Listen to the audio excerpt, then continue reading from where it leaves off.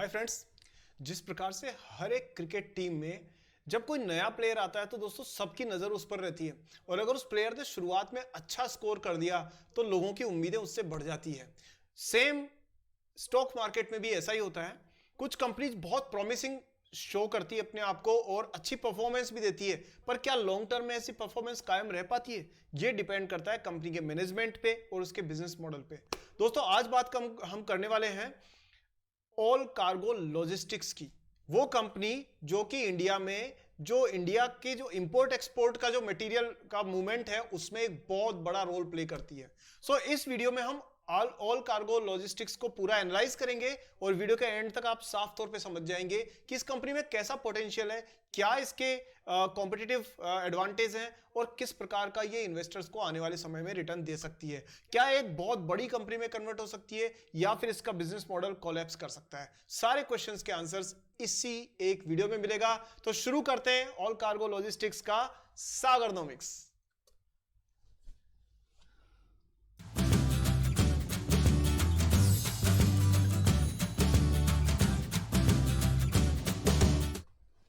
अब देखिए दोस्तों, सबसे बड़ी बात यह है कि यहां ना एक प्लस पॉइंट क्या है, जब ये वीडियोस मैं बनाता हूं तो सारे मित्रों के जो कमेंट आते हैं ना दोस्तों, वो मैं जरूर पढ़ता हूं। सबका रिप्लाई नहीं कर पाता समय की वजह से, लेकिन ये मान के चलिए कि मुझे भी आप लोगों से प्रेरणा मिलती है। जैसे आपको कहीं ना कहीं दो चीज अगर हो सकता है वीडियो देख के सीखने को मिले, मुझे प्रेरणा मिलती है। जैसे हमारे प्रिय भाई अमित जी हैं, उन्होंने इस कंपनी का नाम कभी सजेस्ट किया था और मैं समय के अभाव में इसको लेट करता गया। I am really sorry Amit ji, but आज हम इसको एनालाइज करने वाले हैं। तो आपकी तरफ से भी जब कोई चीजें आती है, कुछ कमेंट्स आते हैं, तो सबसे ज्यादा जिस चीज पे कमेंट आते हैं मैं उस पर जरूर वीडियो बनाना चाहता हूं। सो दोस्तों अब शुरू करते हैं कि ऑल कार्गो लॉजिस्टिक्स का बिजनेस मॉडल किस तरीके का है और क्या एक इन्वेस्टर को उसमें मल्टीबैगर रिटर्न की उम्मीद करनी चाहिए या नहीं करनी चाहिए, है ना? तो चलिए शुरू करते हैं। लेकिन हाँ, वीडियो पर दोस्तों आगे बढ़ने से पहले सबसे पहले वीडियो को लाइक जरूर करिए।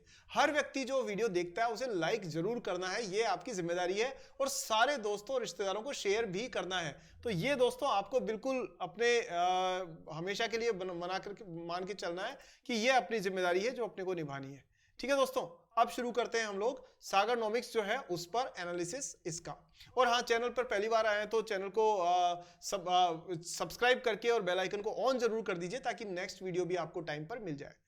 यहां शुरू करते हैं दोस्तों ऑल कार्गो लॉजिस्टिक्स का एनालिसिस, और पहली शुरुआत हम जो करेंगे वो इसके कंपनी के प्रेजेंटेशन से करने वाले हैं। और उससे पहले कुछ फंडामेंटल्स को हम लोग एक बार देख लेते हैं, और वो ये है दोस्तों, मैं आपको कुछ फंडामेंटल्स पहले बता देता हूं, फिर सीधे प्रेजेंटेशन और टेक्निकल्स पे चलेंगे। पहला पॉइंट, 1993 में शुरू हुई ये कंपनी। करती क्या है दोस्तों कंपनी ना, जो एक कंटेनर लोड होता है उससे छोटे कंटेनर लोड के, यानी स्मॉलर देन कंटेनर साइज के जो मटेरियल होता है उसको, उस लोड को सप्लाई करती है।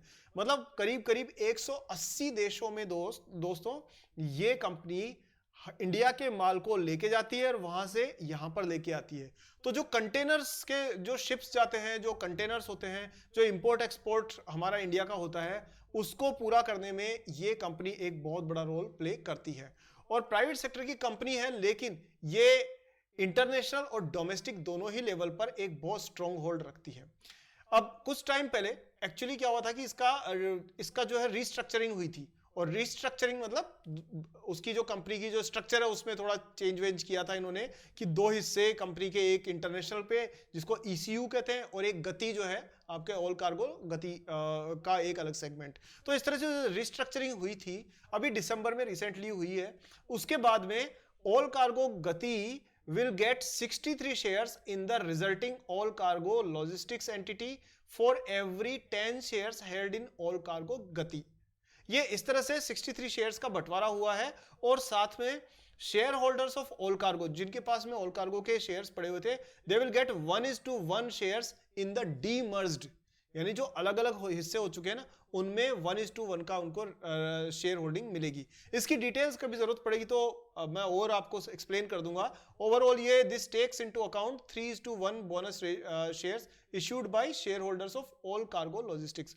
मतलब 3:1 का जो इन्होंने पहले बोनस इश्यू दिया था उस सबको मिलू करके 1:1 का रेशियो इसमें आता है। आप चाहोगे तो इस पे सेपरेट वीडियो बन जाएगा, बट आप अभी समझिए कि इसमें रीस्ट्रक्चरिंग हुई है इंडियन बिजनेस और इंटरनेशनल बिजनेस, इन दोनों को इन्होंने सेपरेट किया है, पर हेड जो है वो सेम ही है। चलिए अब इनके इस पे नजर डालते हैं कि ये कहां कहां कैसे कैसे मैनेज करती है अपने बिजनेस को। तो पहला बिजनेस सेगमेंट क्या है? Multi modal transport operations. अब ये क्या होता है? ये होता है दोस्तों non vessel owning common carrier operates related to LCL consolidation. LCL का मतलब जो आपका less than a container load, मतलब पूरे कंटेनर में अगर सपोज करो 100 किलो वजन है तो 80 किलो वजन के लिए कंटेनर का चार्ज थोड़ी देना पड़ेगा। तो वो जो छोटे साइज के जो शिपमेंट्स है वो ये हैंडल करने में महारत रखती है।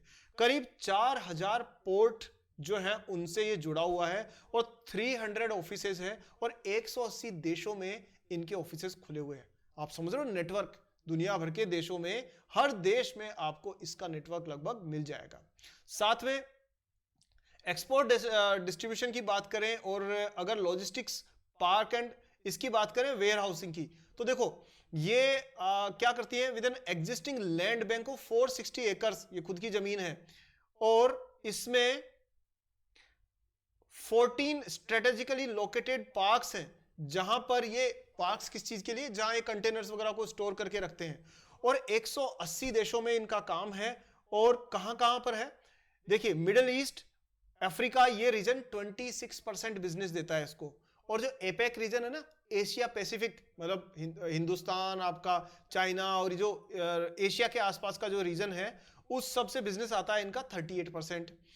यूरोप कंट्रीब्यूटिंग टू 19% और 17% पैसा आता है इनका अमेरिका से, और बाकी जो जगह है वहां से थोड़ा बहुत और पैसा आता है। तो अब आप इनका बिजनेस मॉडल समझ गए होंगे।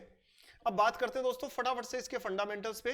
तो 84 रुपीज के आसपास की इसकी प्राइस चल रही है, जो लगातार बढ़ रही है, मतलब कंटिन्यूसली बढ़ी रही है इसकी।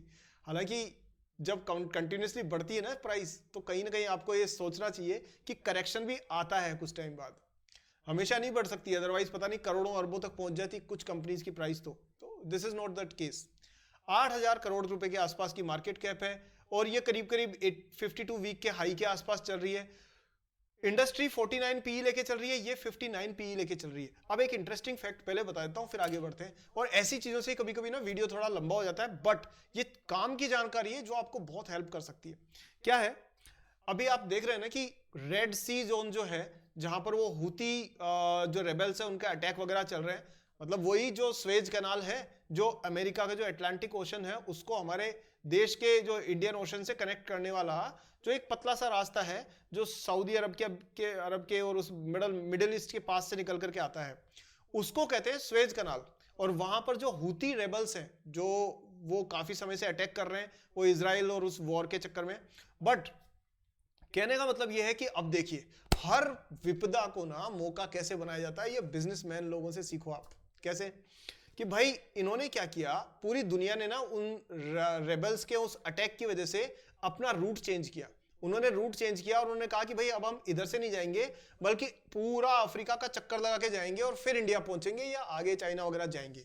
ठीक है, क्यों? क्योंकि उधर रिस्क ज्यादा है, शिप्स पे अटैक हो रहे हैं। तो अब पूरा अफ्रीका का चक्कर लगाना, मतलब बिल्कुल वैसे ही जैसे आज से 500-600 साल पहले वास्को डिगामा भाई साहब आए थे पुर्तगाल से, पोर्तुगीज थे वो, वहां से यहाँ आए थे अफ्रीका के चक्कर लगा करके।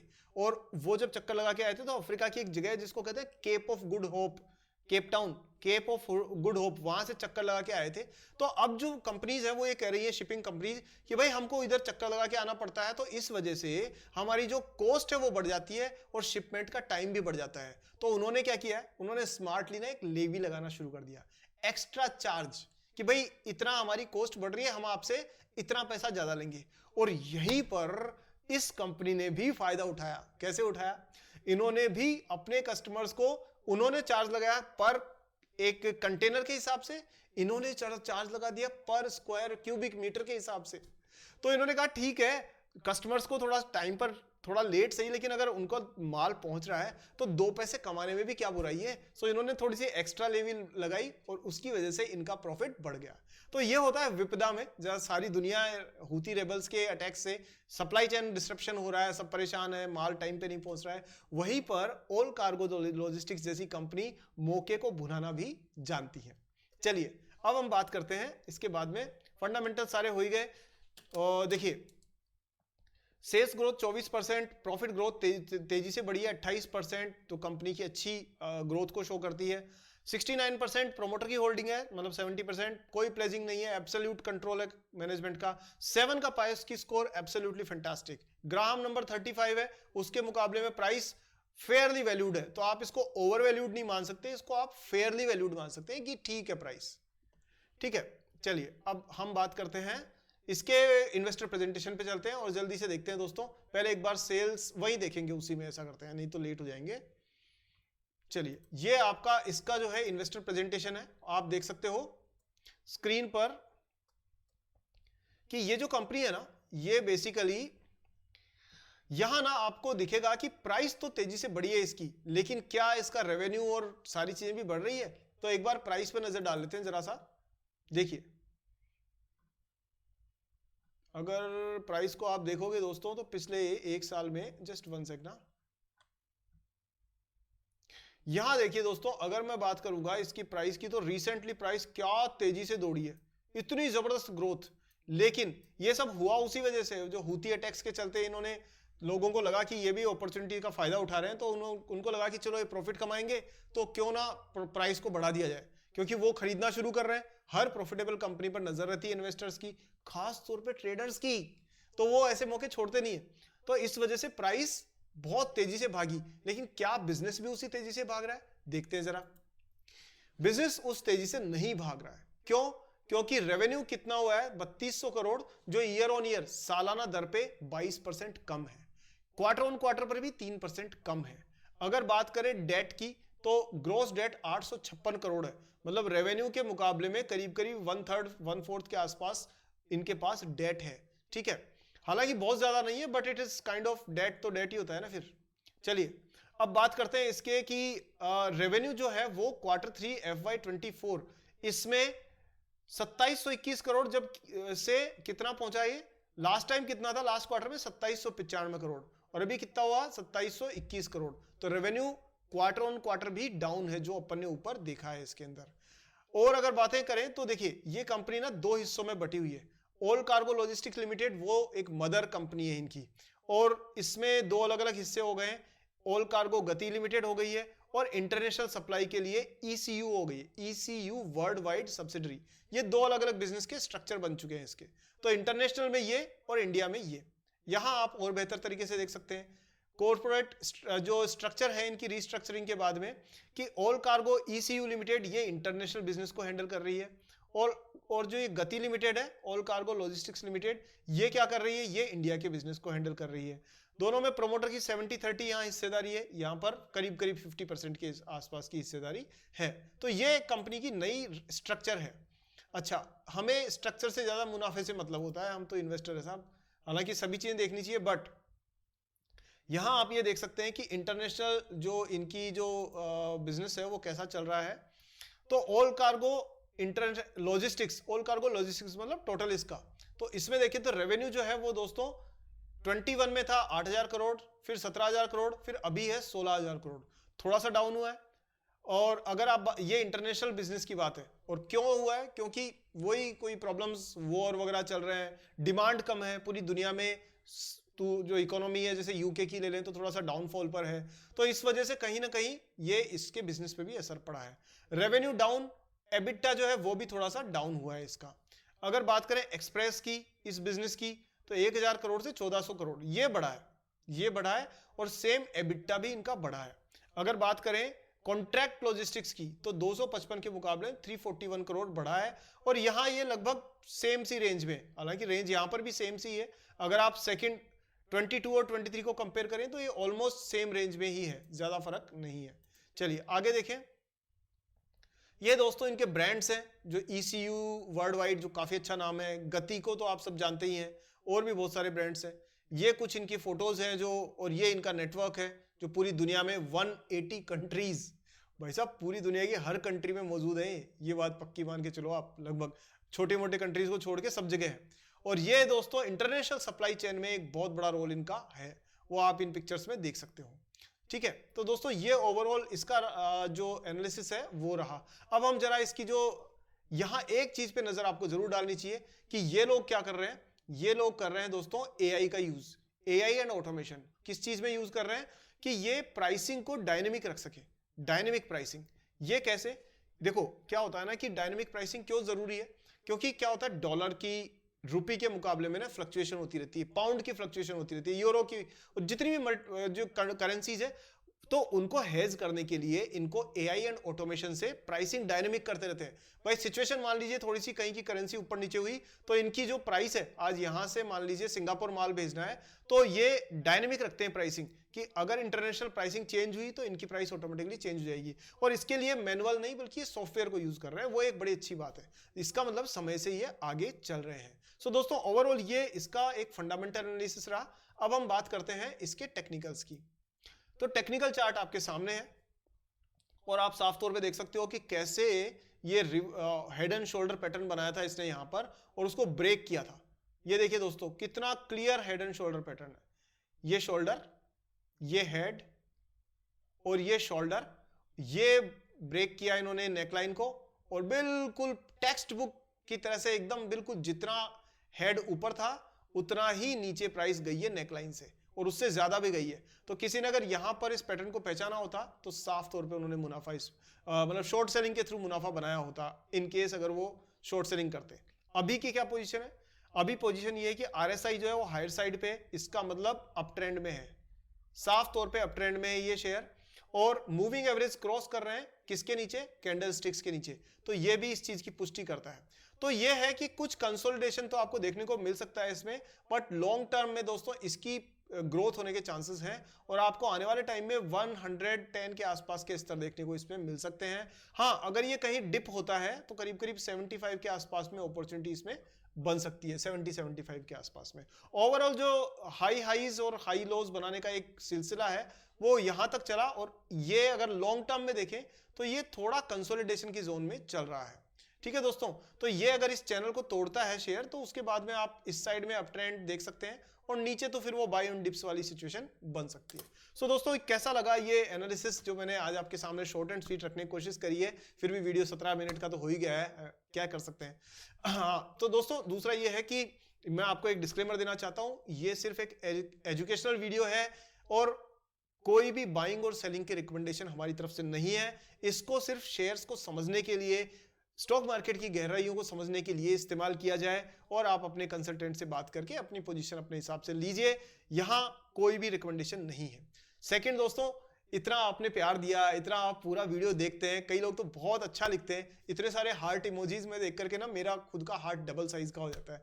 सो दोस्तों बहुत अच्छा लगता है, आपसे अच्छा फीडबैक मिलता है और मेहनत करने की प्रेरणा मिलती है। आपको बस एक जिम्मेदारी जरूर निभाने के लिए मैं आपसे रिक्वेस्ट करूंगा कि दोस्तों वीडियो को लाइक हमेशा करिए, हर वीडियो को लाइक करिए ताकि ये सही लोगों तक पहुंचे। शेयर करिए, जितने भी व्हाट्सएप पे ग्रुप हैं, जितनी भी कम्युनिटीज हैं, ये आलतू फालतू के झूठे हंसी मजाक और ये जो प्रैंक्स तो हर कोई भेजता रहता है। ये पूरा दिन भी बैठ के रील्स देखोगे ना तो टोटल टाइम खोटी होने का है, कोई फायदा नहीं निकलेगा, टाइम वेस्ट होगा। बेटर है कि अच्छा क्वालिटी कंटेंट भेजो।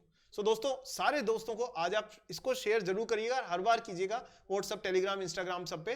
और अगर चैनल पे पहली बार आए हैं दोस्तों सब्सक्राइब जरूर करिए ताकि मेरी नेक्स्ट वीडियो आपको मिल जाए, बेल आइकन को ऑन करिए। इतना सपोर्ट, इतना प्यार देने के लिए, मेरे वीडियो को देखने के लिए आपका हृदय की गहराई से बहुत बहुत धन्यवाद। अगले वीडियो में जल्दी मिलते हैं एक और शेयर के एनालिसिस के साथ में, तब तक अपना ध्यान रखिए। हैप्पी इन्वेस्टिंग एंड जय हिंद।